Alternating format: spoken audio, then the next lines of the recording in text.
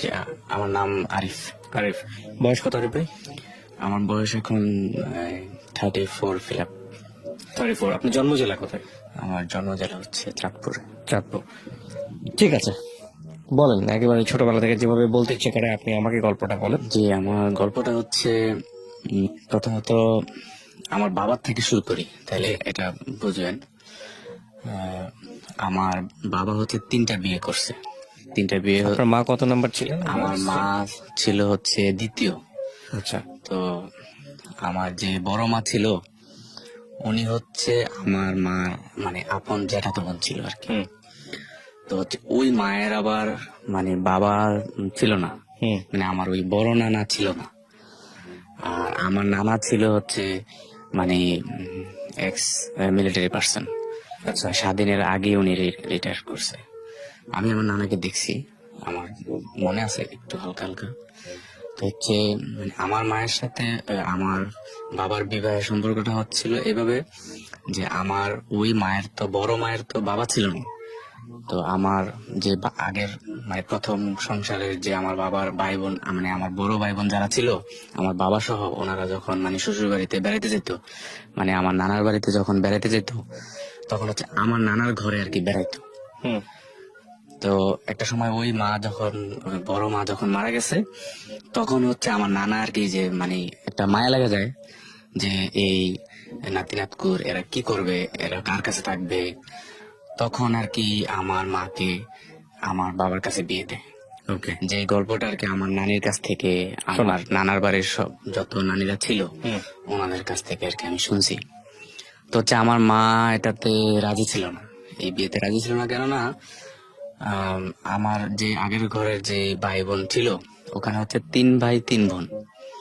হুম 3 ভাই 3 বোনের মধ্যে বড় বোনের অলরেডি তখনই মানে বিয়ে হয়েছে, মানে সবাই বড় বড়। হুম আর আমার মা ছিল মনে করেন অবিবাহিত একটা মেয়ে, খুবই কম বয়স ছিল। তো হচ্ছে আমি মানে যখন আমি বড় হওয়ার পর আমি শুনতে পারি যে আমার যে বড় খালা ছিল, তো ওই বড় খালা মানে গ্রামে যেটা হয় আর কি যে চিনি পোড়া দিছে, এই মানে এরকম একটু খাওয়াটা রাজি করাইছে। তো পরে বিয়ে হয়েছে। বিয়ে হওয়ার পরে তো একটা সময় আমি পৃথিবীতে আসলাম, আমার জন্ম হইলো। হুম তো যখন আমার ঠিক 1.5 থেকে 2 বছর, হুম তখন আর কি আমার মা একটা সুইসাইড করে আর কি। এটা করে মানে উনি সুইসাইড করে? সুইসাইড করে ঘটনাটা কি ছিল? মানে ফ্যামিলিগত কোলাহল, সাংসারিক সবকিছু মিলিয়ে আর কি আমার আপনি এটা জেনেছেন কবে, মানে কত বড় হয়ে আমি- জেনেছেন? আমি যখন বুঝতে শিখছি তখন থেকেই আমি জানতাম। কি শুনেছেন, গল্পটা কি? মানে শুনতাম যে আমার যে আগের ঘরে যে ভাই বোন ছিল ওনারা খুব জ্বালাতন করতো। হুম তারপরে এমনিতেও তো আমার মা মানে রাজি ছিল না বিয়েতে, তো তার উপরে জ্বালাতন করতো। তারপরে আমার বাবার হচ্ছে পাকিস্তান পিরিয়ডের আগের থেকেই ঢাকায় ব্যবসা ছিল, ঢাকায় যাত্রাবাড়িতে আপনার জাল্লাপাড়া এখানে মানে মুদি দোকান ছিল। মানে তখনকার দিনের মানে আমার দাদা ধরেন ওই এলাকার আধিপত্য জমিদারের মতোই ছিল। হুম তো ওই আমার বাপের টাকা পয়সা আছে খুব, এই জন্য আর কি আমার নানা আর কি বিয়ে শাদী দিছে। তো বাড়ির মানুষ একটা সময় আর কি এরকম কিছু মানে গ্রামে যেটা হয় কেনাঘোষা করে যে আমার বাবা টাকা থেকে যে মানে দোকান থেকে বিভিন্ন প্রসাধনী আনে, এগুলা নাকি উনি মানে বিভিন্ন ডানবাম করে, হুম এরকম একটা কানাঘোষা আর কি উঠছে। তো এরপরে আমার মা যখন আমার নানার বাড়িতে চলে আসে, হুম তারপরে কি কয়েকবার মানে এ, আবার গেছে আমার নানা বা আমার নানি, ওনারা বোঝা টোঝা দিছে। তো তারপরে মানে বাবার বাড়িতে আমার নানার বাড়িতে যখন আসতো তখন আমার নানা আরো মানে বকাবকি করতো, মানে যেটা বাঙালি যেটা হয় যে মেয়েদের স্বামীর ঘরে থেকে মানে এদিকেও উনি কোনো মন পাচ্ছিলেন না, ওদিকেও কোনো মন পাচ্ছিলেন না, যে কারণে উনি আসলে হ্যাঁ। আর তখনকার সময়ে আমার বাবা হচ্ছে আমার যে বড় বোন ওনার কথায় উঠবোস করতো। আমার বড় বোনও ভালো, মানে তখন ঘরের বড় মেয়ে হিসেবে ওনাকে খুব আদর করতো, আমার কথা চলতো। আইসা বাবা মনে করেন যে ঢাকা থেকে যখন যাইতো দেশের বাড়িতে, তখন মানুষে বলতো এটা ওটা বলতো, তখন বাবাও মনে করেন যে অত্যাচার টত্যাচার করতো। সবকিছু মিলে একটা সময় আর কি যখন সুইসাইড করে, তখনকার ঘটনাটা আমি যেটা শুনছি, আমার নানুরা যেটা বলছে আমার কাছে, হুম যে মানে আমার বাবা যেদিন আমার মারে আনতে গেছে, হুম তো বলছে যে অনেক দৌড়াদৌড়ি করছে, পরে আর যায় নাই, বলছে ঠিক আছে আগামীকালকে যাবো। আগামীকালকে যাবো বলে ওই রাত্রেই আর কি, ধরেন রাত্রে ঘুমের মধ্যে আর কি একটা কিছু খাইছে, একটা কিছু খায় আর কি সুইসাইড করছে। পরের দিন সকালে রাত্রেই খবর হয়েছে কিছুক্ষণ পরে। তো এক পর্যায়ে আর বাঁচানো সম্ভব হয় নাই। তখনকার দিনে তো মানে হসপিটাল এগুলা খুব উন্নত চিকিৎসা ধারে কাছেও ছিল না, একটু গ্রামের ভিতরে। হুম আর হচ্ছে আমার নানা ওই যে এক্স মিলিটারি পার্সন ছিল, ওই জন্য আর কি তখন আর মানে প্রশাসনিক কোনো সমস্যা হয় না, যেটা হয় যে হসপিটালে আনতে হয়, পুলিশ আসে, হুম এগুলো আর কি তখন হয় নাই। ওকে। তো তারপর আমার মা আপনি একমাত্র আপনার জি, মায়ের আমার মায়ের সংসারে আমি একমাত্র। তো এরপরে আমার বাবা আর কি আরেকটা বিয়ে করে, আচ্ছা আরেকটা বিয়ে করে। ওই ঘরে এখন আমার ছোট আরো 3 ভাই আছে।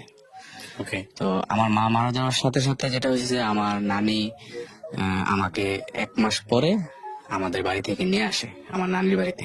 হুম মানে আমি, আমার নানুরা সবাই বলছে যে আমি তখন ফিটার খাইতাম আর কি, ফিটার খাইতাম। মানে অ্যাকচুয়ালি আমার মায়ের চেহারা আমার মনে নাই, মানে আমি দেখি নাই যে কেমন মায়ের চেহারা। হুম তো আমার নানি আমাকে নিয়ে আসলো, যে 1 মাস পর্যন্ত আমার বাবার বাড়ির চাচিরা লালন পালন করলো, ওনারা রাখতে পারে না। পরে আমার নানি আমাকে নিয়ে আসলো, নানির কাছেই বড় হইলাম, লালন পালন করলো নানি হুম আমাকে আর কি, ফিটার খাওয়াইতো, ফিটার খাওয়ায় বড় করছে। তো যখন আমি বুঝতে শিখলাম, তখন আর কি মানুষের কাছ থেকে এগুলা শুনলাম যে আমার মা হচ্ছে সুইসাইড করে মারা গেছে। হুম মানুষ বলতো, বিভিন্ন কথা বলতো। তারপরে অনেক সময় খোঁচা মেয়েরা অনেক কথা বলতো মানুষে, যে মা মরা বাইল্লা বাপ মরা ঠাইল্লা, এইভাবে মানে গ্রামের একটা প্রবাদ আছে, তুচ্ছ তাচ্ছিল্য করা যেটাকে বলে। ছিল করতো। তো আমি আবার একটু দুষ্ট প্রকৃতির ছিলাম বেশি, মানে অনেক দুষ্টামি করতাম। তো বাবার বাড়িতে আসতাম মাঝে মাঝে, মানে বেড়াইতে আসতাম, মানে আমার নানার বাড়ি গিয়ে বলতাম আর কি যে এটা এটা আমাদের বাড়ি।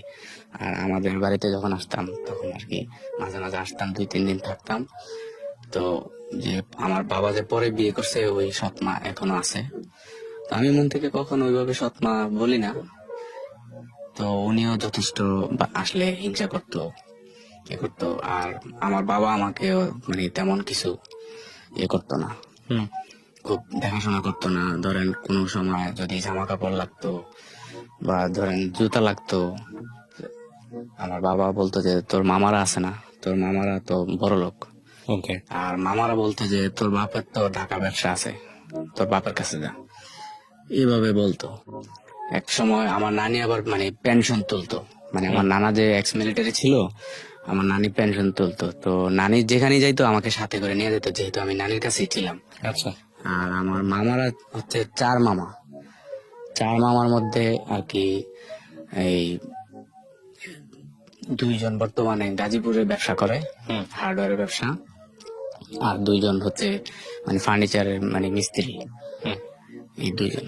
তো আমরা ওই ছোট মামা তেমন একটা, তো নানা যখন মারা গেছে ছোট মামাও আর কি তখন আর কি জব করে নাই। তো এখন মোটামুটি ওনারা সেটেল। তো মামারও আমাকে অত বেশি একটা খুব মানে আমার যাতে ভালোভাবে দেখাশোনা করা যায় ওরকম ভাবে দিতে পারতো না। হুম তো একটা সময় ওই যে নানি যেখানে যাইতো আমাকে সাথে সাথে নিয়ে যেত। তো সবসময় পেনশন তোলার জন্য যাইতো হচ্ছে মানে ওই যে কোর্টে। হুম তো একদিন আমি মানে আমাকে না নিয়ে চলে গেছে, আমি মানে মাদ্রাসা ছিলাম, না নিয়ে চলে গেছে। পরে আমি মাদ্রাসা থেকে আসছি, আর বাড়ির সবাই বলতেছে তোর নানি তো চাঁদপুর গেছে টাকা তোলার জন্য। হুম পরে আমি আর কি বাড়ি থেকে বেরোইছি, বের হয়ে ধরেন চাঁদপুর ধরেন ডান দিকে, আমি বাম দিকে চলে গেছি। হুম মানে হাঁটতে হাঁটতে হাঁটতে হাঁটতে আমি চলে গেছি ধরেন হাজীগঞ্জ। ওকে। হাজীগঞ্জ চলে গেছি, এটা হচ্ছে 98 বন্যার সময় এই ঘটনাটা। হুম হাজীগঞ্জ চলে গেছি, ওখানে গেছি। আর একদিন ওই মানে একটা হোটেলে মানে খাবারের ওই যে বুটমুড়ি বিক্রি করে, খাইতেছি, বুটমুড়ি খাইতেছি। তো তো একজন ভদ্রলোক আমাকে দেখলো হাফ প্যান্ট পরা আর হচ্ছে গেঞ্জি পরা, উনি আমাকে খুব আদর করলো। আমার আবার একটা ইয়ে ছিল যে আমাকে যে খুব আদর টাদর করতো, আমি ওনারে খুব মানে ভালোবাসতাম। এখনো ওই মানে মায়ার বিষয়টা আমার ভিতরে রয়ে গেছে। তো হচ্ছে উনি আমাকে ওনার কথা টথা বইলা বলে যে তুমি কোত্থেকে আসছো, এরকম ছেলে তো আর এই এলাকায় আমাদের এলাকায় আর দেখি নাই। উনি আমাকে নিয়ে গেল ওনার বাড়িতে। পরে আমি ওনাকে আমাদের মানে নানার বাড়ির আমাদের বাড়ির ঠিকানা সবকিছু ওনাকে বলছি। বলার পরে 98 বন্যার সময় উনি আমাদের বাড়িতে আইসা আমাকে দিয়ে গেছে। ওনার বাড়িতে তখন আমি 16 দিন ছিলাম। তো আমাদের বাড়িতে যখন দিয়ে গেছে তখন আমার বাবা ছিল। তখনকার সময় 98 বন্যার সময় আমাদের মানে গ্রামে যেটা হয় যে চৌকাট করা পাটাতন ঘর যেটাকে বলে, তখনকার সময় মানে আমাদের 2টা পাটাতন ঘর ছিল। তো আমার কাছে একটা বিষয় খারাপ লাগছে, যখন ওই ভদ্রলোক আমাকে নিয়ে আসছে আমাদের বাড়িতে, তখন আমার বাবা ওনারে আমার সামনেই মানে আকার ইঙ্গিতে বলছে যে মানে আপনার যদি নেন ওরে আমি লিখিত করে দিয়ে দিব। ও এটা বলছে। এই কথাটা আমি আজও বলতে পারিনি, আমি বলতে পারবো না। যদিও আমি এখন আমার বাবার ভিটায় থাকি, কিছু মানে আমি নিরুপায়। তো এরপরে একটা সময় আমার নানি মারা যায়। জন্য মানে আমার নানির যখন শেষ সময় বয়স, আমার মামারা বলা বলি করছিল যে তোরে অমুক একজন লোক আছে, বড় লোক, ওনাদের ছেলে সন্তান নাই, ওনাদের একটা ছেলে হইলে ওনারা পালবে, মানে এরকম আমাকে দেওয়ার জন্য মানে সরাসরি আমাকে প্রস্তাব করতেছে। আমি কিন্তু তখন সব বুঝি, হ্যাঁ আমি তখন সব বুঝি। মামারা আমাকে বলতো, আমার সেজ মামা আমাকে কয়েকবার বলছে।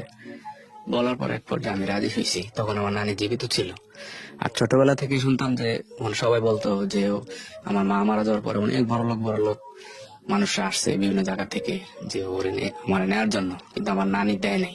বলছে যে না, আমার জিয়ের মানে গ্রামের যে ভাষাটা, যে আমার জিয়ের শাল আমি আমার কাছে রাখবো, মানে জিএস আমার মেয়ের স্মৃতিটা আমার কাছে রাখবো, এরকম ভাবে আর কি আমার নানি রাখছিল। তো এক পর্যায়ে আর কি আমি ওই যে হাজীগঞ্জ যেখানে গেছিলাম, যে ভদ্রলোক আমাকে একবার আইনা দিয়ে গেছিল, 15-16 দিন ওনাদের কাছে ছিলাম। ওনারা খুব আমার আদর টাদর করছিল। তারপরে আমার মা মারা গেছে শুনে ওনারাও আমাকে খুব আদর করছিল। তারপরে আমি ওনাদের বাড়িতে চলে গেছি ডাইরেক্ট। যাওয়ার পরে ওনাদের ফ্যামিলির সাথে আমার একটা সম্পর্ক ছিল। মানে ওনাকে বাবা ডাকছি, তারপরে হচ্ছে ওনার ওয়াইফকে মা ডাকছি। তারপরে ওনার 2টা মেয়ে ছিল, একটা ছেলে ছিল। ছেলেটা বড় ছিল আর মেয়ে 2টা মানে ছোট ছিল।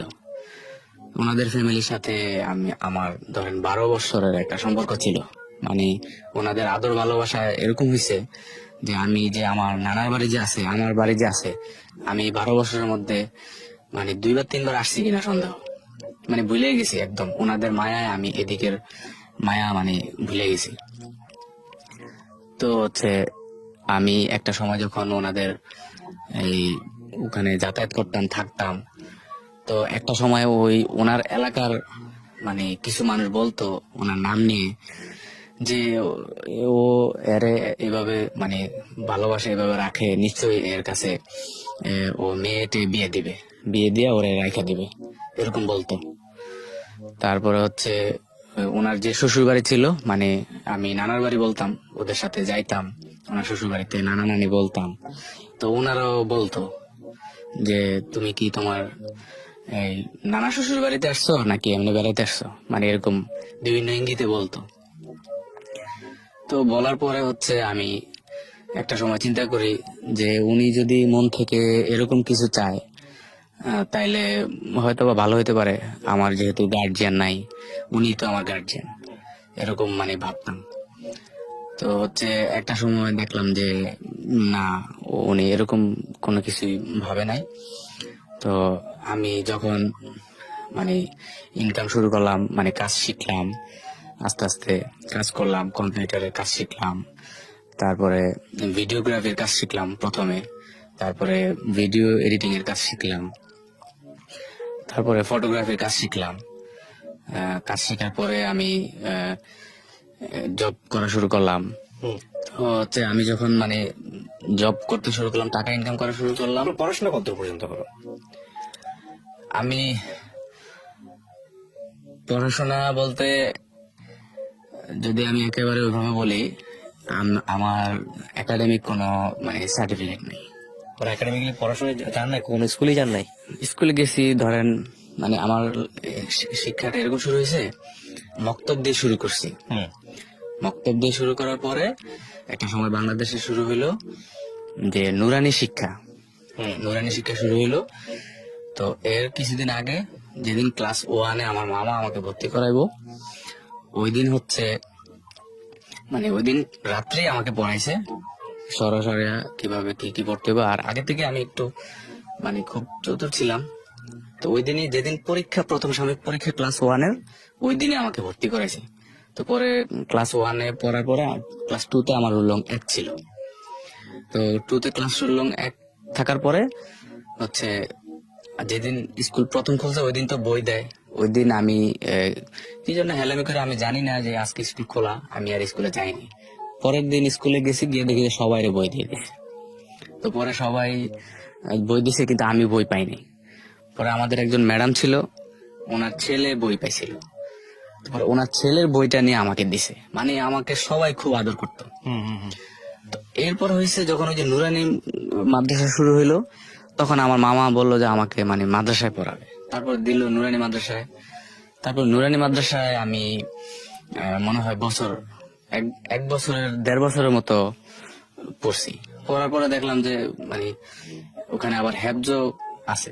পরে আমি হেফজখানে চলে গেছি। তাহলে আপনার লেখাপড়া 2-3 পর্যন্ত কোন রকম বাংলা লাইনে? বাংলা লাইনে 2-3 পর্যন্ত প্রথমে। ওকে। তো আপনি প্রথম চাকরির ব্যাপারে বলছিলেন, আপনি প্রথম চাকরিটা কোথায় হলো? প্রথম চাকরিটা হয়েছে আমি ঢাকাতে। আমার লেখাপড়ার বিষয়টা আমি তাহলে আরেকটু বলতে চাই। যখন দেখলাম যে আমি হেফজখানায় ভর্তি হয়েছি, আবার নুরানির অর্ধেক পড়ার পরে হেফজখানায় আমি ধরেন 2টা জায়গায় আমি 4 পারা থেকে 4 পারা মুখস্থ করছি, 5 পারা ধরছি। এরপর আমি দেখলাম যে না, আমার লেখাপড়াটা এভাবে হইতেছে না। মানে এরপর আমি নিজে নিজে উদ্যোগ নিলাম যে না, আমি এই স্কুলে আবার ভর্তি হবো, নিজের টাকা দিয়ে, নিজে কিছু টাকা জোগায় স্কুলে ভর্তি হবো। তারপর আমার যে গাজীপুর আমার যে মামা থাকে, উনি বললো যে না, ওনার বাসায় আমাকে নিয়ে যাওয়ার জন্য, ওখানে থেকে আমাকে লেখাপড়া করাইবো। আমি এখানে স্কুলে সবার সাথে কথা বলছি যে আমি আবার ভর্তি হবো, আমি পড়বো। পরে আমার মামা কি করলো, আমাকে ওই কাপাসে নিয়ে গেল। ওখানে নিয়ে কি করলো, আমাকে ওই যে আলিয়া মাদ্রাসায় ভর্তি করাই দিল। মানে ওনারা বলতেছে যে স্কুলে ভর্তি করালে তো এখন স্কুল ড্রেস কিনা লাগবে, স্কুল ড্রেস বানাইতে হবে, তারপরে হচ্ছে বই কিনা লাগবে। তারপর ওনারা কি করলো, আমাকে আলিয়া মাদ্রাসায় ভর্তি করে দিল। বললো তোর তো পাঞ্জাবি আছে, পাঞ্জাবি টুপি এগুলো আছে, আর আলিয়া মাদ্রাসা থেকে বই দিবে, তাহলে মাদ্রাসায় পড়। আবার মাদ্রাসায় দিয়ে দিল। দেওয়ার পরে এখানে ক্লাস 3-তে আমি কয়েকদিন মানে ক্লাস করলাম 1 মাসের মতো। 1 মাসের মতো ক্লাস করার পরে দেখলাম যে এগুলো আমার কাছে খুব সহজ লাগে। পরে আমি ক্লাস 5-এর ক্লাসে বসলাম। ক্লাস 5-এর ক্লাসে বসে আমি ক্লাস 5-এ পড়লাম। ঠিক প্রথম সাময়িক পরীক্ষাটা যখন আসলো, তখন আমাকে পরীক্ষার ফিস দেয় না। তখন হচ্ছে আমি ওই দিন আর কি ওখান থেকে আমি মানে পালাইছি। আমার ওই মামার বাসা থেকে আমি পালাইছি। মামার বাসা থেকে যখন পালাচ্ছেন তখন আপনার বয়স কত? মামার বাসা থেকে যখন পালাইছি তখন বয়স আনুমানিক এই 12 এরকম হবে আর কি। তখন আপনি কোনো কিছু কাজ টাজ করেন না? না, তখনও কোনো কাজ করিনি, পালাইছেন? পালাইছি। পালানোর পরে আর কি যখন এই যে এক জায়গায় আসছি, আসার পরে এক জায়গায় ছিলাম অনেকদিন। থাকার পরে ওনার এক ভাইরা আমাকে দেখে বললো যে ছেলেটা তো খুব ভালো, ওরে আমার কাছে দিয়ে দেন, ওরে আমি এই কম্পিউটারের কাজ শিখাম। তো এটা বলার পরে যখন আমি শুনছি যে ঢাকা নিয়ে যাবো, কম্পিউটারের কাজ শিখাবো, তো কম্পিউটারের কাজ শেখানোর কথা শোনার পর আমার একটু খুব আগ্রহ জাগছে যে এবার বোধহয় আমার জন্য কিছু একটা হবে, এবার আমার জন্য কিছু হবে। তো আমাকে ওই যে আমাকে ঢাকা নেওয়ার জন্য বলছে, ওনার শালা আর কি আমাকে বুঝাইলো যে তোমার তার এরকম ভাবে পেঁচাইতে হবে, হাতে তার রাখতে হবে। তখন আমি ভাবছি কি ডেকোরেটরের কোনো কাজ টাজ হবে। তারপর আমি ঢাকা আসছি, আইসা দেখি যে ওনারা হচ্ছে ওয়েডিং এর ভিডিওগ্রাফির কাজ করে। এটা হচ্ছে যাত্রাবাড়িতে ওয়েডিং এর ভিডিওগ্রাফির কাজ করে, আর হচ্ছে ওয়েডিং এর এই এডিটিং এর কাজ করে। তো আমি আইসা আর কি এখানে আর কি কাজগুলো শিখলাম। আর এর ফাঁকে হচ্ছে ওই যে হাজীগঞ্জে যাদের সাথে যে আমার 12 বছর সম্পর্ক ছিল, ওনাদের সাথে ওই সম্পর্কটা আমার আমার কিন্তু বজায় আছে ওনাদের কাছে। মানে আমি বাড়িতে গেলে ওই আমি মনে করি যে ওইটাই আমার বাড়ি। তো এক পর্যায়ে আমি আস্তে আস্তে ক্যামেরার কাজ শিখলাম, ফটোগ্রাফির কাজ শিখলাম, তারপরে এডিটিং এর এগুলো কাজ। কি পার্সন টু পার্সন শিখেছেন নাকি কোন প্রতিষ্ঠানে শিখলেন? এই একটা প্রতিষ্ঠানে, মানে আমি ধরেন ঝাড়ুদার থেকে আমি আমি ঢুকছি অ্যাসিস্ট্যান্ট হিসাবে, ওনাদেরকে চা আয়না খাওয়াইতাম, তারপরে অফিস অফিস অ্যাসিস্ট্যান্ট হিসেবে ঢুকছি আর কি। তো তারপরে হচ্ছে এগুলা শিখলাম। এক পর্যায়ে আমার চাকরি হইলো চাটখিলে। চাটখিলে চাকরি হলো, আমার বেতন হচ্ছে 3,000 টাকা, নোয়াখালী চাটখিল। তো ওখানে হচ্ছে খোকন ভিডিও নাম। জি। তো উনি খুব ভালো ছিল, আমাকে খুব ইয়ে করতো, আদর করতো। তো হচ্ছে ওই হাজীগঞ্জে যাদের সাথে আমার খুব সম্পর্ক ছিল, ওনারা একসময় বললো যে আমাকে একবার বললো যে আমার আমি যে টাকাগুলো ইনকাম করতেছি ওনাদের কাছে জমা দিতেছি, মানে আমি মন থেকে ধরে নিয়েছি ওনারাই তো আমার মা, ওনারাই তো আমার বাবা, ওনারাই আমার ভবিষ্যৎ করবে। তা আমি টাকা ইনকাম করে ওনাদের কাছে দিছি। ওনারা একবার বলতেছে আমাকে জায়গা, আমার নামে জায়গা রেখা দিবে, মানে একটা জায়গা কিনে দিলে আমি ভবিষ্যতে বাড়ি টাড়ি করতে পারবো। তারপরে আরেকবার বলছিল আমাকে বিদেশ পাঠাবে। আচ্ছা। তো যখন বিদেশ পাঠাবে বলছে, তখন আমার ওই যাকে আমি মা ডাকতাম উনি আর কি বললো যে এই ছেলের বিদেশ পাঠাইলে ওকে আমাদেরকে দেখবে। তো এই কথাটা আর কি আবার আমি আমার কানে আসছে। তো এরকম ভাবে ওনাদের ফ্যামিলিতে আস্তে আস্তে আর কি ওই যাকে আমি মা ডাকছি ওনাদের বাসায়, উনি আর কি ওই যাকে বাবা ডাকছি ওনার সাথে একটু আমাকে নিয়ে ধরেন একটু হিংসার মতোই এরকম মাঝে মাঝে ইয়ে করে। পরে আমি নিজে নিজে ওখান থেকে আর কি একটা সময় সরে আসছি। তো ওখান থেকে একটা সময় সরে আসার আগে আমি নিজে ব্যবসা দিছি। আমি নিজে ব্যবসা দিছি হচ্ছে এই হাজীগঞ্জ বাজারে নিজে ব্যবসা দিছি। এই ভিডিও এডিটিং এর ব্যবসা দিছি, মানে যখন চাটখিলে আমি চাকরি করি, চাকরি ছাড়ার পরে হাজীগঞ্জ বাজারে ভিডিও এডিটিং এর ব্যবসা দিছি।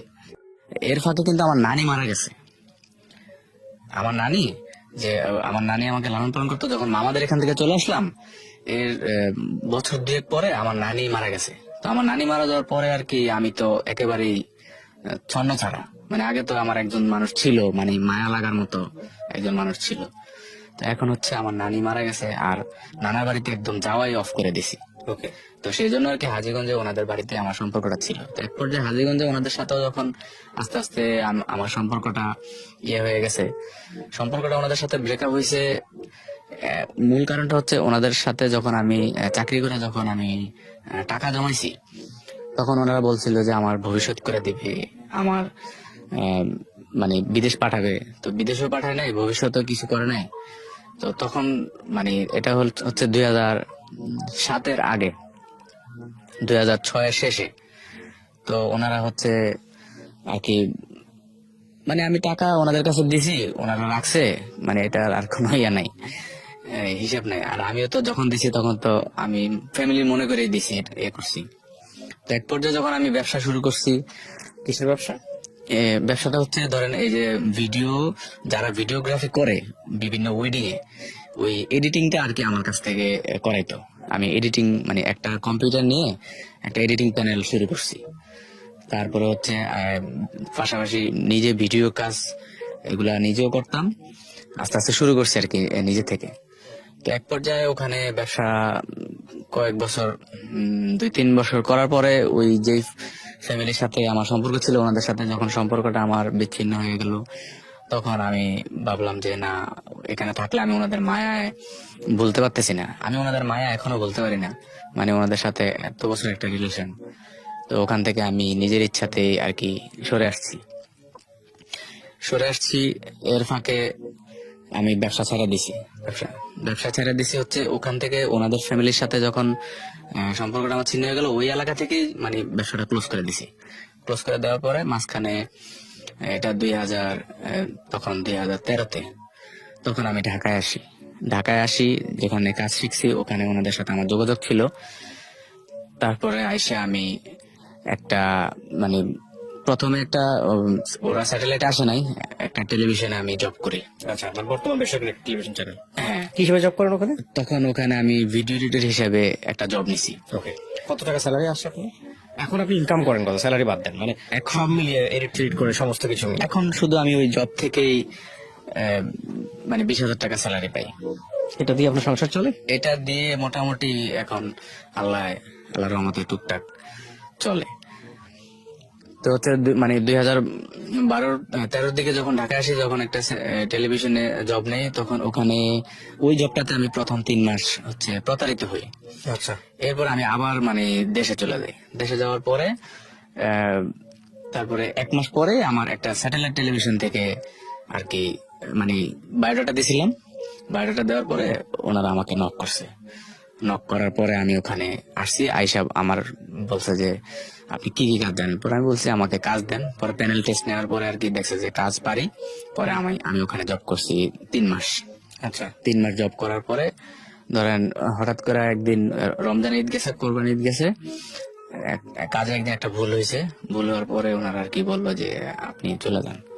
তো পরে আর কি আমি চলে আসছি। চলে আসার পরে আমি আমাদের এলাকায় 2015-তে আবার ব্যবসা শুরু করছি। মানে আমার একটা কম্পিউটার ছিল, মানে আগে যে ব্যবসা ছিল একটা পিসি আমি রেখে দিয়েছিলাম, মানে সব সব জিনিসপত্র বিক্রি করে নেই। তারপরে আমার এলাকায় আবার ব্যবসা শুরু করি। ব্যবসা শুরু করার পরে আমি এদিকে দেখলাম যে আমি যখন হাজীগঞ্জ থেকে চলে আসছি, আমার এখন একটা ভবিষ্যৎ দরকার। এতদিন ডালা ছিলাম, তখন আমি আমাদের বাড়িতে গেছি। এর ফাঁকে ফাঁকে যাওয়া হয়তো বাড়িতে, মানে যাইতাম, মানে চাচিদের ঘরে খাইতাম, মানে সবাই খুব আদর করতো। তো বাড়িতে গিয়ে ধরেন আমি আমার চাচাতো ভাই, আমার যে আগের ঘরের যে বড় বোন ছিল, সবারে বললাম যে দেখেন আমি এত বছর বাইরে বাইরে ছিলাম, আমি এখন বাড়িতে ঘর করব, আমি কতটুকু জায়গা পাবো আমাকে বুঝাই দেন, আমি ঘর করব। পরে ওনারা প্রথম আমার সাথে বাক বিতন্ড হয়েছে যে এতদিন কোথায় ছিলাম, এখন আসছি, এখন একটা জায়গার ভাগ চাইতেছি, মানে এক পর্যায়ে হাতাহাতি হয়েছে আমার এক চাচাতো ভাইয়ের সাথে। যদি ওনারা আমার বড় ভাই, আমি এগুলা মনে রাখি না, মানে মনে কষ্ট নিয়ে বলি না, মানে এক পর্যায়ে হাতাহাতি হয়েছে। তো পরে আমাকে ওই এমনিতে রাফ একটা মাপ বুঝাই দিছে। পরে আমি ওখানে আর কি মানে ঘর তুলছি, মানে ফাউন্ডেশন, 2 তলা ফাউন্ডেশন নিয়ে কাজ ধরছি। তো পরে ওই কাজ ধরার সময় এক সময় ধরেন তখন আমার ব্যবসা চলমান আমাদের এলাকায়। এক সময় যখন আমার টাকা শর্ট পড়ে, তখন আমার মামাদের সাথে আমি যোগাযোগ করি। মামাদের সাথে মাঝে মাঝে যোগাযোগ হইতো। তো যোগাযোগ করার পরে মামারা বললো যে আমি যে ওয়ারিশ পাবো, 8.5% জায়গা ওয়ারিশ পাবো। তো ওনারা আমাকে বললো যে এই 8.5% জায়গার দাম হইলো মানে মাত্র 60,000 টাকা। তো আমি পর্যায়ক্রমে সব মামারই বলছি যে দেখেন, আমার তো আপনারা ভবিষ্যৎ করে দেওয়ার কথা, নিয়ম অনুযায়ী আমি আপনাদের কাছে বড় হয়েছি, তো আপনারা আমার ভবিষ্যৎ তো করে দেন নাই, নিজে নিজে আমি যতটুকু পারছি করছি। তো আমাকে আপনারা ঠগায়েন না, আমি আমার মায়ের ওয়ারিশ যেটা পাবো, আমাকে যদি ন্যায্য পাওনাটা দেন, আমি ধরেন একটা ভবিষ্যতে একটা কিছু করতে পারবো। তো ওনারা আমাকে এভাবে বললা প্রথমে আমাকে 1 লাখ টাকা দিছে। 1 লাখ টাকা দিয়ে বলছে যে যখন রেজিস্ট্রি করবো তখন রেজিস্ট্রি দিয়ে দিবি, এখন হইলো জায়গার দাম 60,000 টাকা, তুই 1 লাখ টাকা নিয়ে যা। তো আমি প্রথমে টাকা ধার চাইছিলাম, মানে ধার দিবে না, আমাকে হচ্ছে 1 লাখ টাকা দিবে জায়গার বিনিময়। তো পরে আমি টাকা আইনা কাজ ধরছি। কাজ ধরার পরে মানে আমার টাকা শর্ট পড়ছিল। প্রথম আমি 1 লাখ টাকা দিয়ে শুরু করছি, যে আমি বুঝছি যে এখন আমার একটা ঘর করা দরকার, থাকার জন্য আমার মাথার উপর একটা ছাদ দরকার। তো এক পর্যায়ে ওই মামারা আমাকে ওই জায়গাটা পরে 2,25,000 টাকা দিছে। মানে একটু মামাদের ওই ছোট মামার সাথে কথা কাটাকাটি হয়েছে আর কি, যে যে যে ছোট মামা আমার জায়গাটা রেজিস্ট্রি করে নিছে। তো পরে আমি বাড়ির কাজ টাজ কমপ্লিট করছি। এরপরে দেখলাম যে না, আমার তো মানে বিয়ে শাদী করা দরকার। তো পরে আমি 2016 সালে আমি বিয়ে করছি। তখন আমার ব্যবসা চলমান। তখন আমি নিজেও এই উইডিং এর ভিডিওগ্রাফির কাজগুলো করি, যেহেতু নিজে কাজ জানি, আর এডিটিং এর কাজগুলো করি। আমাদের শহরের আশেপাশে যারা আমার পরিচিত সবাই আমার কাছে আসে। মোটামুটি ব্যবসা আলহামদুলিল্লাহ। কাজ করেন আপনি ভিডিওগ্রাফি? ভিডিওগ্রাফি এটা করছিলাম হচ্ছে উইডিং এর, সিনেমাটোগ্রাফি, উইডিং এর যে ভিডিওগুলো করে এগুলো আর কি। আর হচ্ছে ফটোগ্রাফি, মানে বিয়েতে যে ভিডিও ফটোগ্রাফি যেগুলো করে এগুলা, আর এডিটিং এগুলো আমি নিজে করতাম। আর আমার সাথে 2 জন ছিল, ওদেরকে দিয়ে করাইতাম। ওরা আমার ভাইয়ের মতো ছিল, ওদেরকে দিয়ে করাইতাম, আমি নিজেও করতাম।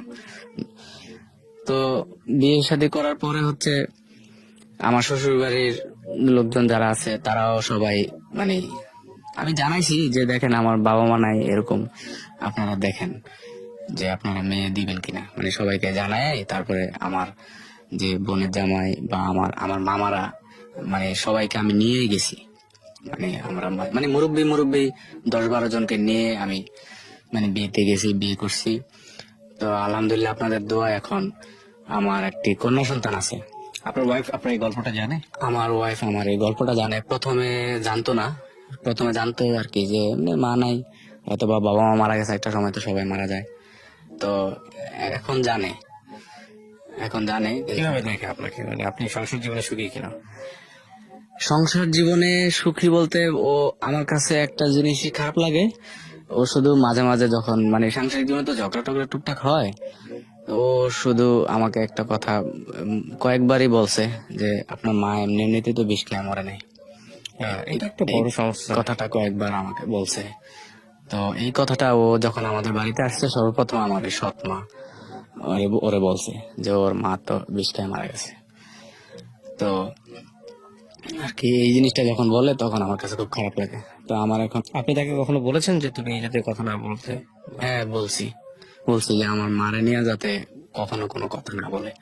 আর আমার একটা কথা হচ্ছে কি যে আমি তো এটা পরিস্থিতির শিকার। আমি তো মানে কি বলবো, এখানে তো আমার কোনো দোষ নাই। আমার মা একটা অ্যাক্সিডেন্ট হয়েছে, এটা তো একটা পরিস্থিতির শিকার। তো আল্লাহ, আমার একজন কন্যা সন্তান আছে, তার এই 2-2.5 মাস পরে তার হচ্ছে 4 বছর পূর্ণ হবে। তো আমার মেয়ে হওয়ার পরে এখন আমার মেয়ে আমাকে যথেষ্ট আমার ভক্ত। আমাকে ছাড়া আমার মেয়ে মানে কিছুই বোঝে না। কেন বললেন আপনার এই গল্পটা আজকে রেডিওতে? আপনার কারণটা কি ছিল? কারণটা হচ্ছে আমার তো আসলে একটা ছোটবেলা থেকে আমি ধরেন মানে আমি যে কি পরিমাণ লাত্তি উষ্টা খাইছি জায়গায় জায়গায়, মানে এটা আমি ছাড়া আর কেউ মানে অনুভব করা সম্ভব না, মানে ফিল করা সম্ভব না, একমাত্র আমি ছাড়া। মানে আমি যেখানে কাজ শিখতে গেছি, যেখানে কাজ শিখছি, মানে এমন সময় গেছে রমজান মাস আমি রোজা, দেখা গেছে ক্ষুদ্র একটা বিষয় নিয়ে দেখা গেছে আমার সাথে গালাগালি হয়েছে। মানে এই যে এক জায়গা থেকে আরেক জায়গা, আরেক জায়গা থেকে আরেক জায়গা, এই যে একটা স্ট্রাগল। তারপর বিশেষ করে সবচেয়ে বেশি বিষয়টা আমার খারাপ লাগছে যে আমার মানুষের সিম্পেথি নিয়ে বড় হইতে হয়েছে।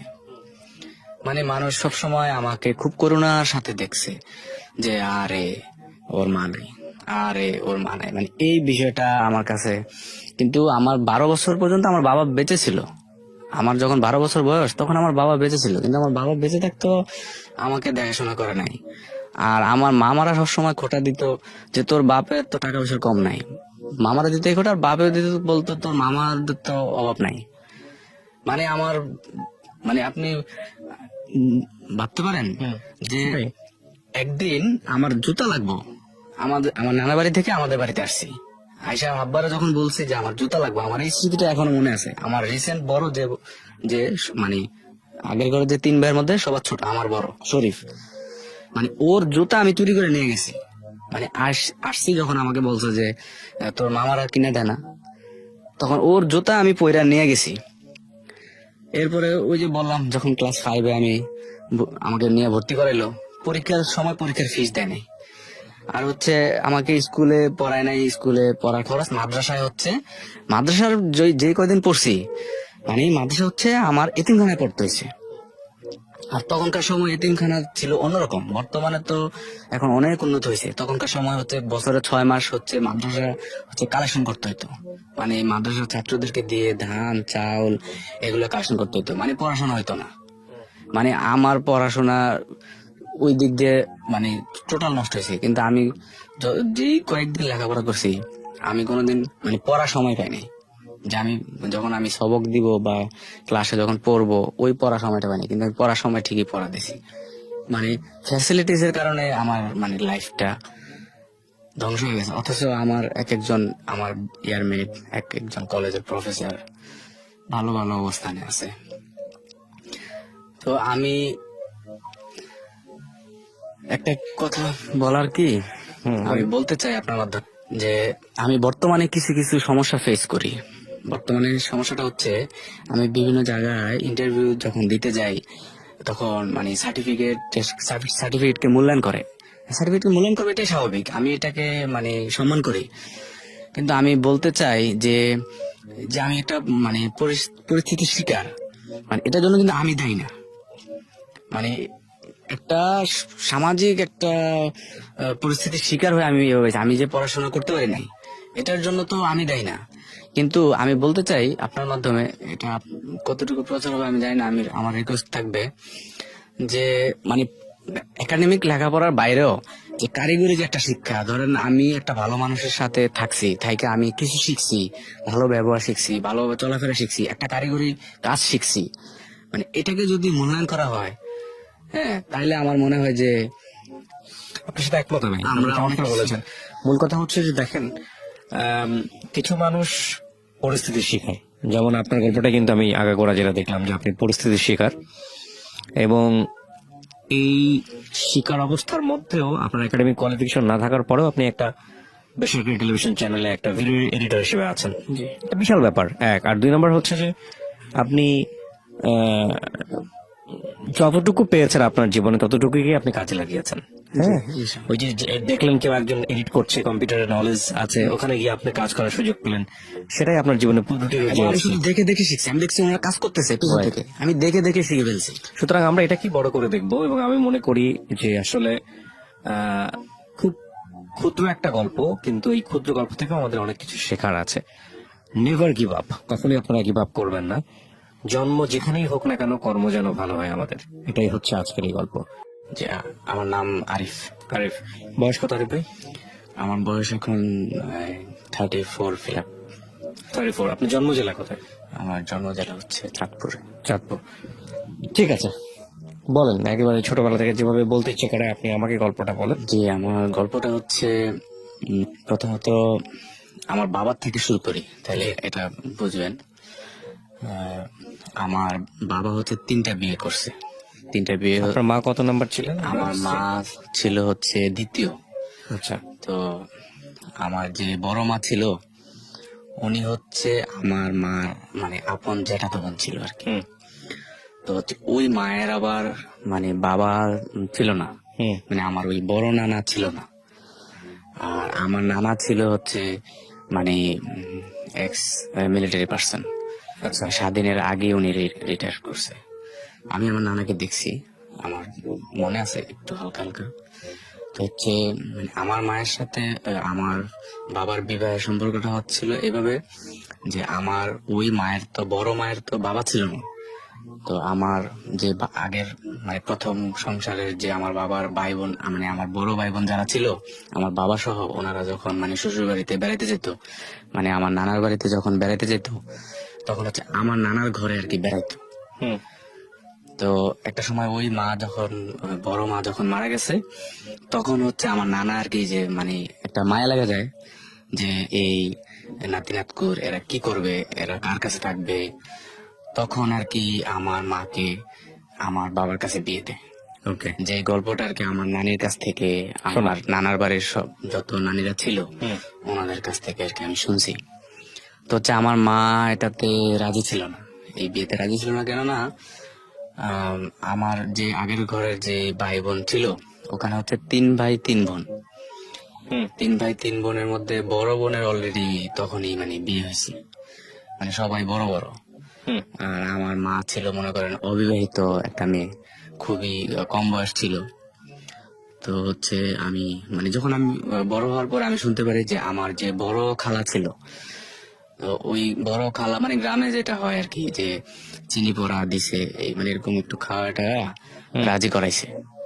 তো পরে বিয়ে হয়েছে। বিয়ে হওয়ার পরে তো একটা সময় আমি পৃথিবীতে আসলাম, আমার জন্ম হলো। তো যখন আমার ঠিক 1.5 থেকে 2 বছর, তখন আর কি আমার মা একটা সুইসাইড করে আর কি। একটা করে মানে উনি সুইসাইড করে? সুইসাইড করে। ঘটনাটা কি ছিল? মানে ফ্যামিলিগত কোলাহল, সাংসারিক সবকিছু মিলিয়ে আর কি আমার আপনি এটা জেনেছেন কবে, মানে কত বড় হয়ে জেনেছেন? আমি যখন বুঝতে শিখছি তখন থেকে আমি জানতাম। কি শুনছেন, গল্পটা কি? মানে শুনতাম যে আমার যে আগের ঘরে যে ভাই বোন ছিল, ওনারা খুব জ্বালাতন করতো।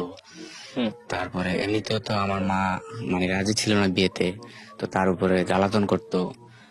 তারপরে আমার বাবার হচ্ছে পাকিস্তান পিরিয়ডের আগের থেকেই ঢাকায় ব্যবসা ছিল, ঢাকায় যাত্রাবাড়িতে আপনার জাল্লাপাড়া, এখানে মানে মুদি দোকান ছিল। মানে তখনকার দিনের মানে আমার দাদা ধরেন ওই এলাকার আধিপত্য জমিদারের মতোই ছিল। তো ওই আমার বাপের টাকা পয়সা আছে খুব, এই জন্য আর কি আমার নানা আর কি বিয়ে শাদী দিছে। তো বাড়ির মানুষ একটা সময় আর কি এরকম কিছু মানে গ্রামে যেটা হয় কেনাবেচা করে যে আমার বাবা ঢাকা থেকে যে মানে দোকান থেকে বিভিন্ন প্রসাধনী আনে, এগুলা নাকি উনি মানে বিভিন্ন ডানবাম করে, এরকম একটা কানাঘোষা আর কি উঠছে। তো এরপরে আমার মা যখন আমার নানার বাড়িতে চলে আসে, তারপর আর কি কয়েকবার মানে আবার গেছে আমার নানা বা আমার নানি, ওনারা বোঝা টোঝা দিছে। তো তারপরে মানে বাবার বাড়িতে আমার নানার বাড়িতে যখন আসতো তখন আমার নানা আরো মানে বকাবকি করতো, মানে যেটা বাঙালি যেটা হয় যে মেয়েদের স্বামীর ঘরে থেকে মানে এদিকেও উনি কোনো মন পাচ্ছিলেন না, ওদিকেও কোনো মন পাচ্ছিলেন না, যে কারণে উনি আসলে হ্যাঁ। আর তখনকার সময়ে আমার বাবা হচ্ছে আমার যে বড় বোন, ওনার কথায় উঠবোস করতো। আমার বড় বোনও ভালো, মানে তখন ঘরের বড় মেয়ে হিসেবে ওনাকে খুব আদর করতো, ওনার কথায় চলতো। আয়সা বাবা মনে করেন যে ঢাকা থেকে যখন যাইতো দেশের বাড়িতে, তখন মানুষে বলতো এটা ওটা বলতো, তখন বাবাও মনে করেন যে অত্যাচার টত্যাচার করতো। সবকিছু মিলে একটা সময় আর কি যখন সুইসাইড করে, তখনকার ঘটনাটা আমি যেটা শুনছি, আমার নানুরা যেটা বলছে আমার কাছে, যে মানে আমার বাবা যেদিন আমার মারে আনতে গেছে, তো বলছে যে অনেক জোরাজোরি করছে, পরে আর যায় নাই, বলছে ঠিক আছে আগামীকালকে যাবো। আগামীকালকে যাবো বলে ওই রাত্রে আর কি ধরেন রাত্রে ঘুমের মধ্যে আর কি একটা কিছু খাইছে, একটা কিছু খায় আর কি সুইসাইড করছে। পরের দিন সকালে রাত্রেই খবর হয়েছে কিছুক্ষণ পরে। তো এক পর্যায়ে আর বাঁচানো সম্ভব হয় নাই। তখনকার দিনে তো মানে হসপিটাল এগুলা খুব উন্নত চিকিৎসা ধারে কাছেও ছিল না, একটু গ্রামের ভিতরে। আর হচ্ছে আমার নানা ওই যে এক্স মিলিটারি পার্সন ছিল, ওই জন্য আর কি তখন আর মানে প্রশাসনিক কোনো সমস্যা হয় না, যেটা হয় যে হসপিটালে আনতে হয়, পুলিশ আসে, এগুলো আর কি তখন হয় নাই। ওকে। তো তারপর আমার একমাত্র আপনার জি, আমার মায়ের সংসারে আমি একমাত্র। তো এরপরে আমার বাবা আর কি আরেকটা বিয়ে করে। আচ্ছা। আরেকটা বিয়ে করে, ওই ঘরে এখন আমার ছোট আরো 3 ভাই আছে। ওকে। তো আমার মা মারা যাওয়ার সাথে সাথে যেটা হয়েছে যে আমার নানি আমাকে 1 মাস পরে আমাদের বাড়ি থেকে নিয়ে আসে আমার নানির বাড়িতে। মানে আমি আমার নানুরা সবাই বলছে যে আমি তখন ফিটার খাইতাম আর কি, ফিটার খাইতাম। মানে অ্যাকচুয়ালি আমার মায়ের চেহারা আমার মনে নাই, মানে আমি দেখি নাই যে কেমন মায়ের চেহারা। তো আমার নানি আমাকে নিয়ে আসলো, যে 1 মাস পর্যন্ত আমার বাবার বাড়ির চাচিরা লালন পালন করলো, ওনারা রাখতে পারে না। পরে আমার নানি আমাকে নিয়ে আসলো, নানির কাছেই বড় হইলাম, লালন পালন করলো নানি আমাকে আর কি, ফিটার খাওয়াইতো, ফিটার খাওয়ায় বড় করছে। তো যখন আমি বুঝতে শিখলাম, তখন আর কি মানুষের কাছ থেকে এগুলা শুনলাম যে আমার মা হচ্ছে সুইসাইড করে মারা গেছে। মানুষ বলতো, বিভিন্ন কথা বলতো। তারপরে অনেক সময় খোঁচা মায়েরা অনেক কথা বলতো মানুষে, যে মা মরা বাইল্লা বাপ মরা ঠাইল্লা, এইভাবে মানে গ্রামের একটা প্রবাদ আছে, তুচ্ছতাচ্ছিল্য করা যেটা ছিল করতো। তো আমি আবার একটু দুষ্ট প্রকৃতির ছিলাম বেশি, মানে অনেক দুষ্টামি করতাম। তো বাবার বাড়িতে আসতাম মাঝে মাঝে, মানে বেড়াইতে আসতাম, মানে আমার নানার বাড়ি গিয়ে বলতাম আর কি যে এটা এটা আমাদের বাড়ি। আর আমাদের বাড়িতে যখন আসতাম তখন আর কি মাঝে মাঝে আসতাম, 2-3 দিন থাকতাম। তো যে আমার বাবা যে পরে বিয়ে করছে, ওই সৎমা এখনো আছে। তো আমি মন থেকে কখনো ওইভাবে সৎমা বলি না। তো উনিও যথেষ্ট আসলে হিংসা করতো, এ করতো। আর আমার বাবা আমাকে মানে তেমন কিছু ইয়ে করতো না, খুব দেখাশোনা করতো না। ধরেন কোন সময় যদি জামা কাপড় লাগতো বা ধরেন জুতা লাগতো, আমার বাবা বলতো যে তোর মামারা আছে না, তোর মামারা তো বড় লোক। ওকে। আর মামারা বলতো যে তোর বাপের তো ঢাকা ব্যবসা আছে, তোর বাপের কাছে যা, এইভাবে বলতো। প্রিয় শ্রোতা, আমরা এই জায়গাটায় ছোট্ট একটা বিরতি নেব এবং বিরতির পর আবারও ফিরে আসবো জীবন গল্পে। যাওয়ার আগে আপনাদেরকে বলতে চাই, ঢাকা এফএম এর আরো একটি ইউটিউব চ্যানেল, যেখানে আপনারা জীবন গল্প এগুলো দেখতে পারবেন। আমাদের এই চ্যানেলটি আপনারা সাবস্ক্রাইব করুন। আমাদের চ্যানেলটির ঠিকানা হচ্ছে www.youtube.com/ILoveDhakaFM, ILOVE love DHAKAFM। চ্যানেলটিতে গিয়ে আপনারা সাবস্ক্রাইব করুন। আমার এই অনুষ্ঠানগুলোতে যদি আপনি অংশগ্রহণ করতে চান আমাদেরকে ফোন করবেন। আমাদের ফোন নাম্বারটি হচ্ছে 09611904904। আমি আবারও বলছি 09611904904। ওকে, ছোট্ট একটা বিরতি। জীবন গল্প, জীবন গল্প, জীবন নাটকের চেয়েও নাটকীয়।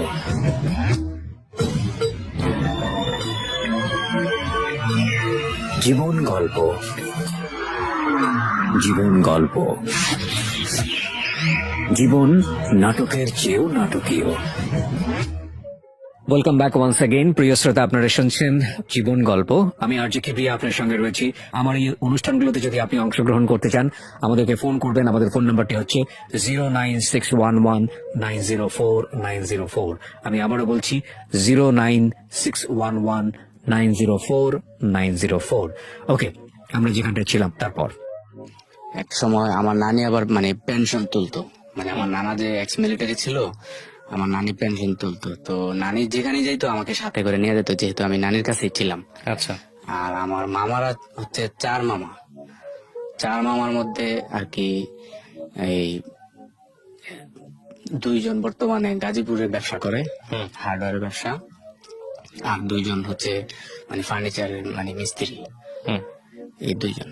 তো আমারা ওই ছোট মামা তেমন একটা, তো নানা যখন মারা গেছে ছোট মামাও আর কি তখন আর কি জব করে নাই। তো এখন মোটামুটি ওনারা সেটেল। তো মামারও আমাকে অত বেশি একটা খুব মানে আমার যাতে ভালোভাবে দেখাশোনা করা যায় ওরকম ভাবে দিতে পারতো না। তো একটা সময় ওই যে নানি যেখানে যাইতো আমাকে সাথে সাথে নিয়ে যেত। তো সবসময় পেনশন তোলার জন্য যাইতো হচ্ছে মানে ওই যে কোর্টে। তো একদিন আমি মানে ওই আমাকে না নিয়ে চলে গেছে। আমি মানে মাদ্রাসা ছিলাম, না নিয়ে চলে গেছে। পরে আমি মাদ্রাসা থেকে আসছি, আর বাড়ির সবাই বলতেছে তোর নানি তো চাঁদপুর গেছে টাকা তোলার জন্য। পরে আমি আর কি বাড়ি থেকে বেরোইছি, বের হয়ে ধরেন চাঁদপুর ধরেন ডান দিকে, আমি বাম দিকে চলে গেছি। মানে হাঁটতে হাঁটতে হাঁটতে হাঁটতে আমি চলে গেছি ধরেন হাজীগঞ্জ। ওকে, হাজীগঞ্জ চলে গেছি। এটা হচ্ছে 98 বন্যার সময় এই ঘটনাটা। হাজীগঞ্জ চলে গেছি, ওখানে গেছি। আর একদিন ওই মানে একটা হোটেলে মানে খাবারের যে বুটমুড়ি বিক্রি করে খাইতেছি, বুটমুড়ি খাইতেছি। তো একজন ভদ্রলোক আমাকে দেখলো, হাফ প্যান্ট পরা আর হচ্ছে গেঞ্জি পরা। উনি আমাকে খুব আদর করলো। আমার আবার একটা ইয়ে ছিল যে আমাকে যে খুব আদর টাদর করতো, আমি ওনারে খুব মানে ভালোবাসতাম। এখনো ওই মানে মায়ার বিষয়টা আমার ভিতরে রয়ে গেছে। তো হচ্ছে উনি আমাকে ওনার কথা বলে যে তুমি কোথেকে আসছো, এরকম ছেলে তো আর এই এলাকায় আমাদের এলাকায় আর দেখি নাই। উনি আমাকে নিয়ে গেল ওনার বাড়িতে। পরে আমি ওনাকে আমাদের মানে নানার বাড়ির, আমাদের বাড়ির ঠিকানা সবকিছু ওনাকে বলছি। বলার পরে 98 বন্যার সময় উনি আমাদের বাড়িতে আইসা আমাকে দিয়ে গেছে ওনার বাড়িতে। তখন আমি 16 দিন ছিলাম। তো আমাদের বাড়িতে যখন দিয়ে গেছে তখন আমার বাবা ছিল। তখনকার সময় 98 বন্যার সময় আমাদের মানে গ্রামে যেটা হয় যে চৌকাট করা পাটাতন ঘর যেটাকে বলে, তখনকার সময় মানে আমাদের 2টা পাটাতন ঘর ছিল। তো আমার কাছে একটা বিষয় খারাপ লাগছে, যখন ওই ভদ্রলোক আমাকে নিয়ে আসছে আমাদের বাড়িতে, তখন আমার বাবা ওনারে আমার সামনেই মানে আকার ইঙ্গিতে বলছে যে মানে আপনার যদি নেন ওরে আমি লিখিত করে দিয়ে দিব। এটা বলছে। এই কথাটা আমি আজও বলতে পারিনি, আমি বলতে পারবো না। যদিও আমি এখন আমার বাবার ভিটায় থাকি, কিছু মানে আমি নিরুপায়। তো এরপরে একটা সময় আমার নানি মারা যায়। জন্য মানে আমার নানির যখন শেষ সময় বয়স, আমার মামারা বলা বলি করছিল যে তোরে অমুক একজন লোক আছে বড় লোক, ওনাদের ছেলে সন্তান নাই, ওনাদের একটা ছেলে হইলে ওনারা পালবে, মানে এরকম আমাকে দেওয়ার জন্য মানে সরাসরি আমাকে প্রস্তাব করতেছে। আমি কিন্তু তখন সব বুঝি, হ্যাঁ আমি তখন সব বুঝি। মামারা আমাকে বলতো, আমার সেজ মামা আমাকে কয়েকবার বলছে। বলার পর এক পর্যায়ে আমি রাজি হয়েছি। তখন আমার নানি জীবিত ছিল। আর ছোটবেলা থেকে শুনতাম যে সবাই বলতো যে আমার মা মারা যাওয়ার পরে অনেক বড় লোক মানুষরা আসছে বিভিন্ন জায়গা থেকে যে ওরে আমার নেওয়ার জন্য, কিন্তু আমার নানি দেয় নাই। বলছে যে না, আমার জিয়ের মানে গ্রামের যে বাসাটা, যে আমার জিয়ের শাল আমি আমার কাছে রাখবো, মানে জিয়ের আমার মেয়ের স্মৃতিটা আমার কাছে রাখবো, এরকম ভাবে আর কি আমার নানি রাখছিল। তো এক পর্যায়ে আর কি আমি ওই যে হাজীগঞ্জ যেখানে গেছিলাম, যে ভদ্রলোক আমাকে একবার আয়না দিয়ে গেছিল, 15-16 দিন ওনাদের কাছে ছিলাম। ওনারা খুব আমার আদর টাদর করছিল। তারপর আমার মা মারা গেছিল না, ওনারাও আমাকে খুব আদর করছিল। তারপর আমি ওনাদের বাড়িতে চলে গেছি ডাইরেক্ট। যাওয়ার পরে ওনাদের ফ্যামিলির সাথে আমার একটা সম্পর্ক ছিল। মানে ওনাকে বাবা ডাকছি, তারপরে হচ্ছে ওনার ওয়াইফকে মা ডাকছি। তারপরে ওনার দুইটা মেয়ে ছিল, একটা ছেলে ছিল। ছেলেটা বড় ছিল আর মেয়ে দুইটা মানে ছোট ছিল। ওনাদের ফ্যামিলির সাথে আমি আমার ধরেন 12 বছরের একটা সম্পর্ক ছিল। মানে ওনাদের আদর ভালোবাসায় এরকম হয়েছে যে আমি যে আমার নানার বাড়ি যে আছে, আমার বাড়ি যে আছে, আমি 12 বছরের মধ্যে মানে 2-3 বার আসছি কিনা সন্দেহ, মানে ভুলে গেছি একদম। ওনাদের মায়ায় আমি এদিকের মায়া মানে ভুলে গেছি। তো হচ্ছে আমি একটা সময় যখন ওনাদের এই ওখানে যাতায়াত করতাম, থাকতাম, তো একটা সময় ওই ওনার এলাকার মানে কিছু মানুষ বলতো ওনার নাম নিয়ে যে ও এরে এভাবে মানে ভালোবাসা এভাবে রাখে, নিশ্চয়ই এর কাছে ও মেয়েটে বিয়ে দিবে, বিয়ে দিয়ে ওরে রাখা দিবে, এরকম বলতো। তারপরে হচ্ছে ওনার যে শ্বশুর বাড়ি ছিল, মানে আমি নানার বাড়ি বলতাম, ওদের সাথে যাইতাম ওনার শ্বশুর বাড়িতে, নানা নানি বলতাম। তো ওনারাও বলতো যে তুমি কি তোমার এই নানা শ্বশুর বাড়িতে আসছো নাকি এমনি বেড়াইতে আসছো, মানে এরকম বিভিন্ন ইঙ্গিতে বলতো।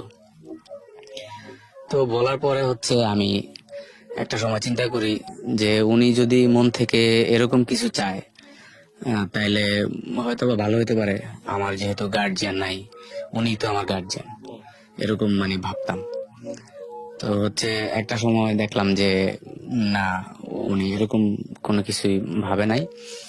তো আমি যখন মানে ইনকাম শুরু করলাম, মানে কাজ শিখলাম, আস্তে আস্তে কাজ করলাম, কম্পিউটারের কাজ শিখলাম, তারপরে ভিডিওগ্রাফির কাজ শিখলাম প্রথমে, তারপরে ভিডিও এডিটিং এর কাজ শিখলাম, তারপরে ফটোগ্রাফির কাজ শিখলাম। কাজ শেখার পরে আমি জব করা শুরু করলাম। তো হচ্ছে আমি যখন মানে জব করতে শুরু করলাম, টাকা ইনকাম করা শুরু করলাম। পড়াশোনা কত পর্যন্ত করো? আমি পড়াশোনা বলতে যদি আমি একেবারে ওইভাবে বলি, আমার একাডেমিক কোনো মানে সার্টিফিকেট নেই। মানে একাডেমিক্যালি পড়াশোনায় যান নাই, কোন স্কুলে যান নাই? স্কুলে গেছি, ধরেন মানে আমার শিক্ষাটা এরকম শুরু হয়েছে, মক্তব দিয়ে শুরু করছি। মক্তব দিয়ে শুরু করার পরে একটা সময় বাংলাদেশে শুরু হইলো যে নুরানি শিক্ষা, নুরানি শিক্ষা শুরু হইলো। তো এর কিছুদিন আগে যেদিন ক্লাস 1-এ আমার মামা আমাকে ভর্তি করাইবো, ওই দিন হচ্ছে মানে ওই দিন রাত্রে আমাকে পড়াইছে সরাসরি কিভাবে কি কি পড়তে হবে। আর আগে থেকে আমি একটু মানে খুব চতুর ছিলাম। তো ওই দিনই যেদিন পরীক্ষা, প্রথম সাময়িক পরীক্ষা ক্লাস 1-এর, ওই দিনে আমাকে ভর্তি করাইছে। তো পরে ক্লাস 1-এ পড়ার পরে ক্লাস 2-তে আমার রোল নং 1 ছিল। তো 2-তে ক্লাস রোল নং 1 থাকার পরে হচ্ছে যেদিন স্কুল প্রথম খুলছে ওই দিন তো বই দেয়। ওই দিন আমি এই জন্য হেলামি করে আমি জানি না যে আজকে স্কুল খোলা, আমি আর স্কুলে যাইনি। পরের দিন স্কুলে গেছি, গিয়ে দেখি যে সবাই বই দিয়ে দিছে। তো পরে সবাই বই দিছে কিন্তু আমি বই পাইনি। পরে আমাদের একজন ম্যাডাম ছিল, ওনার ছেলে বই পাইছিল। তারপরে ওনার ছেলের বইটা নিয়ে আমাকে দিছে, মানে আমাকে সবাই খুব আদর করতো। এরপর হয়েছে যখন ওই যে নুরানি মাদ্রাসা শুরু হইলো, তখন আমার মামা বললো যে আমাকে মানে মাদ্রাসায় পড়াবে। তারপর দিল নুরানি মাদ্রাসায়। তারপর নুরানি মাদ্রাসায় আমি মনে হয় এক বছরের 1.5 বছরের মতো পড়ছি। পড়ার পরে দেখলাম যে মানে ওখানে আবার হেফজ আছে। পরে আমি হেফজখানে চলে গেছি। তার মানে আপনার লেখাপড়া 2-3 পর্যন্ত কোন রকম বাংলা লাইনে? বাংলা লাইনে 2-3 পর্যন্ত প্রথমে। ওকে। তো আপনি প্রথম চাকরির ব্যাপারে বলছিলেন, আপনি প্রথম চাকরিটা কোথায় হলো?